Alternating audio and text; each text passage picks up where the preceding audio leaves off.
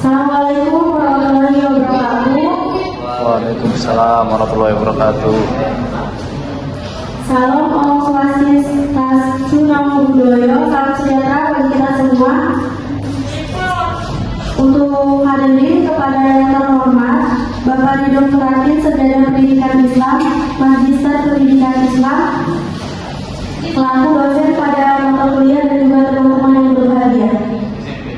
Baik, di sini saya akan melanjutkan diskusi topik yang akan kita bahas.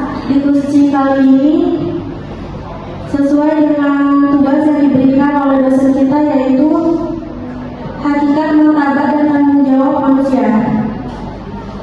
Baik, saya Nalia Katika yang berperan sebagai moderator yang bertugas membantu jalannya diskusi ini. Selama proses presentasi serta diskusi berjalan, kita harapkan ketenangan daripada audiens. Sebelum saya memperkenalkan anggota kelompok 2 yang terdiri dari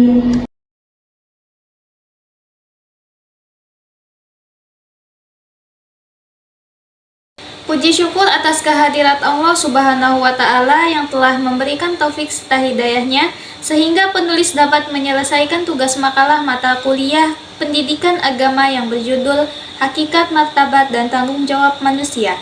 Selanjutnya, sholawat serta salam kita haturkan kepada junjungan kita Nabi Muhammad SAW, dan semoga kita mendapatkan syafaat beliau di yaumul kiamah nanti. Dan tidak lupa penulis ucapkan terima kasih kepada Bapak Ridho Mutakin, Sarjana Pendidikan Agama Islam, Magister Pendidikan Agama Islam, yang telah memberikan tugas makalah ini dengan agar dapat menambah wawasan maupun pengetahuan mengenai hakikat, martabat, dan tanggung jawab. Penulis mengakui bahwa makalah ini terdapat banyak kekurangan karena pengetahuan penulis yang terbatas. Oleh karenanya, penulis mengharap kritik dan saran dari teman-teman semua demi kesempurnaan makalah ini. Penulis berharap semoga makalah ini memberi manfaat dan pemahaman bagi kita semua.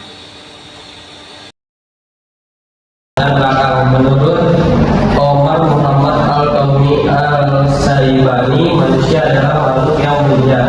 Manusia diciptakan dengan bentuk yang sempurna. Setelah itu ditiup ke dalam tubuhnya. Apapun yang ada di langit dan di muka bumi ini semua bekerja untuk kepentingan hidup manusia dan diberi nikmat lahir dan batin. Dan ayat Al-Quran surah Al-Mu'minun ayat 115 dapat dijelaskan bahwa manusia adalah makhluk ciptaan Allah SWT, diciptakan tidak sia-sia dan mempunyai tanggung jawab atas semua perbuatannya selama di dunia. Rumusan masalah: 1. Apa yang dimaksud dengan hakikat manusia? 2. Apa yang dimaksud dengan martabat manusia? 3. Apa yang dimaksud dengan tanggung jawab manusia? Tujuan penelitian: untuk mengetahui pengertian hakikat manusia. 2. Untuk mengetahui pengertian martabat manusia. 3. Untuk mengetahui pengertian tanggung jawab manusia. Baik, di sini saya akan menjelaskan tentang hakikat manusia. Hakikat adalah kata benda yang berarti kebenaran yang benar-benar ada. Kata ini berasal dari kata hak yang berarti milik atau kepunyaan kebenaran. Hakikat manusia dalam Islam terbagi menjadi 5, yaitu manusia adalah makhluk yang paling sempurna dalam penciptaannya. Kesempurnaan manusia diwujudkan melalui penampilan budaya dan peradaban yang selalu berkembang. Manusia juga dapat disebut dengan makhluk yang memiliki keberagaman. Melalui hal ini, manusia dapat mengembangkan pola pikirnya dan bertindak serta merasakan cerminan dari kebudayaan. Kedua, manusia adalah makhluk yang paling tinggi derajatnya. Manusia mempunyai jiwa dan raga. Raga manusia termasuk ke dalam derajat yang dari manusia masuk ke dalam derajat tertinggi. Ketiga, manusia adalah khalifah di muka bumi. Manusia sebagai makhluk yang lemah, tetapi di sisi lain digambarkan sebagai khalifah suatu orang untuk menjadi saksinya serta mengungkapkan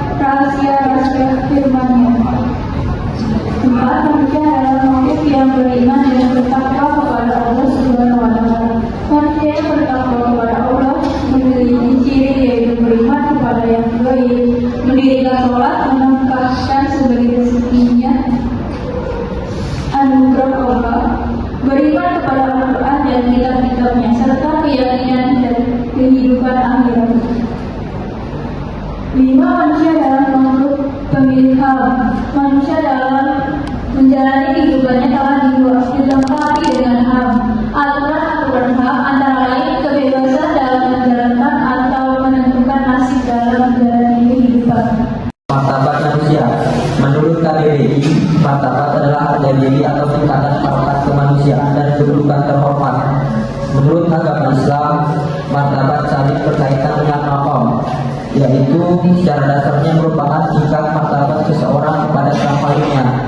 Secara umum dalam tarikat Nasyabani, tahapan maqam ini jumlahnya ada 7, yang dikenal dengan nama martabat 7.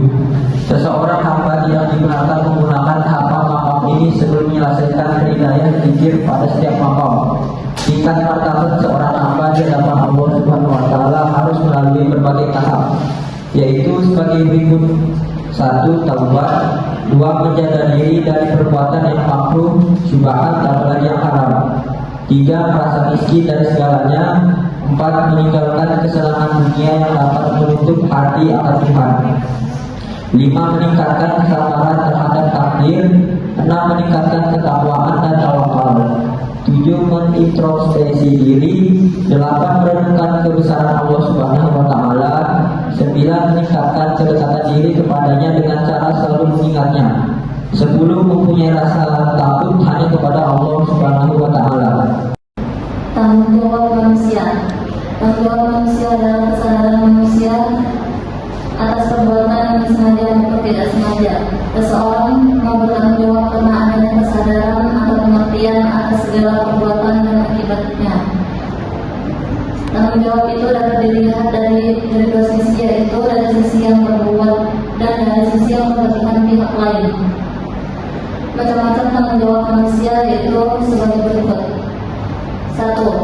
Tanggung jawab terhadap diri sendiri.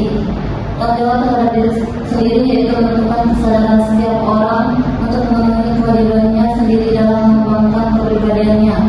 2. Tanggung jawab terhadap keluarga. Setiap anggota keluarga wajib bertanggung jawab kepada manusia keluarganya. Tanggung jawab menyangkut nama baik keluarga dan kesejahteraan, keselamatan, dan kehidupan. 3. Tanggung jawab terhadap masyarakat. Manusia tidak bisa hidup tanpa manusia lain sesuai dengan kedudukannya sebagai makhluk sosial. 4. Tanggung jawab kepada bangsa atau negara. Setiap manusia adalah warga negara suatu negara dalam berpikir dan berbuat dan bertindak. Manusia tidak dapat berbuat semaunya sendiri. Apabila ia berbuat salah, maka ia harus bertanggung jawab kepada negara. 5. Tanggung jawab terhadap Tuhan. Tuhan menciptakan manusia di dunia bukanlah tanpa tanggung jawab, melainkan untuk mempunyai tanggung jawab Tuhan. Kesimpulan, manusia telah diberi kesempurnaan untuk hidup di dunia, yaitu akal, nafsu, dan kolbu. Manusia memiliki akal yang diarahkan kepada Allah melalui proses tafakur, sehingga manusia dapat menguasai ilmu dan teknologi untuk menjalani tugas kekhalifahannya, dan manusia mempunyai hakikat martabat tentang jawabnya masing-masing.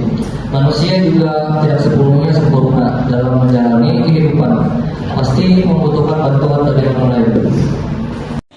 Semua manusia memiliki hak dan kewajiban yang berbeda-beda agar menjadi manusia yang berguna di dunia maupun di akhirat. Maka kami selaku penulis menyarankan agar semua manusia harus tolong-menolong dan jangan berpecah belah, harus mentaati peraturan undang-undang dan hukum yang berlaku di setiap negara, dan sebagai umat Islam kita harus selalu beribadah kepada Allah, menaati perintahnya dan menjauhi segala larangannya, memperbanyak sedekah dan jangan meninggalkan sholat serta menunaikan zakat. Demikian diskusi kelompok 2 saya akhiri. Saya Delia Martika selaku moderator. Mohon maaf apabila ada kesalahan dalam perkataan dan perbuatan. Terima kasih kepada semua yang telah hadir dan berpartisipasi. Dan yang terakhir kami mohon kepada Bapak Ridho Mutakin, Sarjana Pendidikan Islam, Magister Pendidikan Islam, untuk memberi masukan dalam tugas presentasi kali ini. Sekian, wassalamualaikum warahmatullahi wabarakatuh.